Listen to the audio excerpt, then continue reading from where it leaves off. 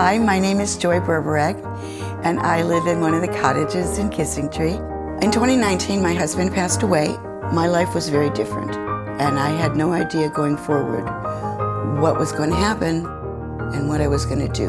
It was too much, and I came here to Kissing Tree, and it totally changed everything. I'm more active now than I've ever been.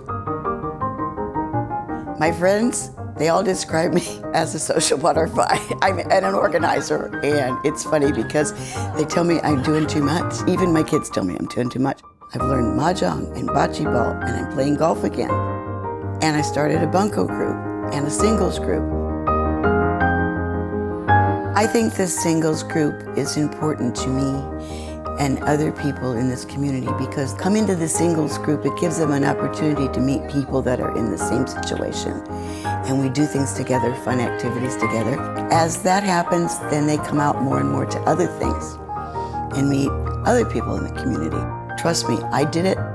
It's helped me to heal, and I have lasting friends here, and I'm active every day. Oh, my husband would have loved being here. And I know that he's happy that I'm happy. And that's a good feeling.